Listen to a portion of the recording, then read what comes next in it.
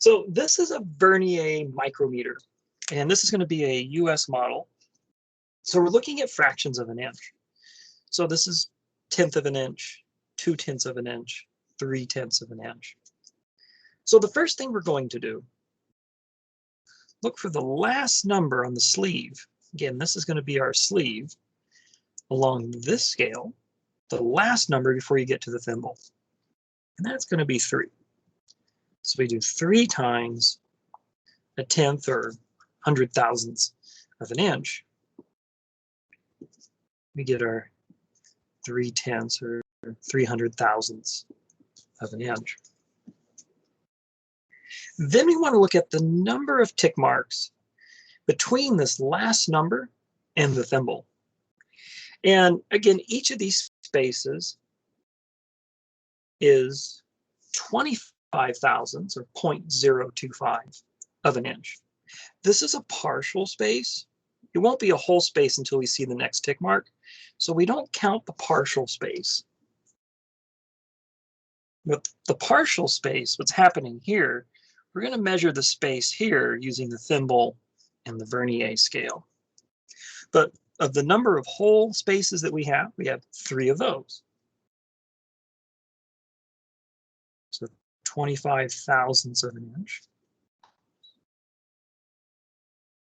Get 75 thousandths of an inch.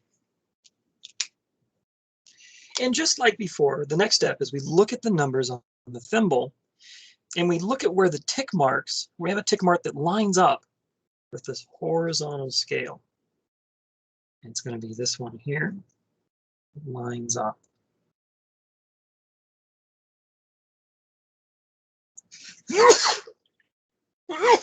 Excuse me. So this is the number 12. Now the gap between these tick marks, again, is going to be 1,000ths of an inch.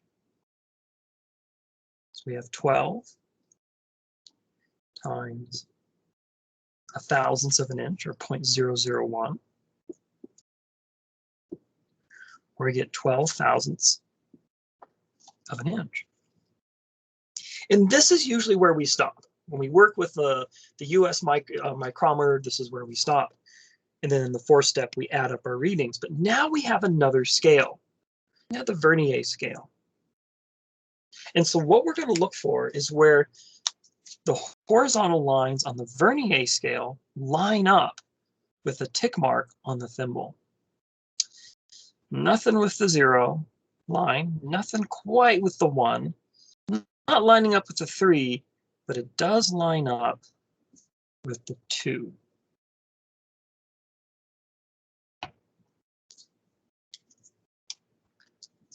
And in this case, we're not going to use the number on the thimble. We're going to use the number on the Vernier scale to multiply. And the gap between the Vernier tick marks, or the Vernier lines, 10,000th of an inch.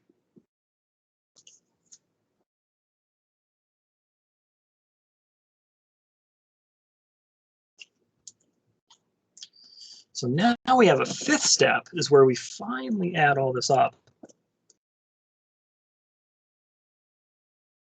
So 300 thousandths of an inch plus 75 thousandths of an inch plus 12 thousandths of an inch plus 2 10,000ths of an inch. And that's going to give us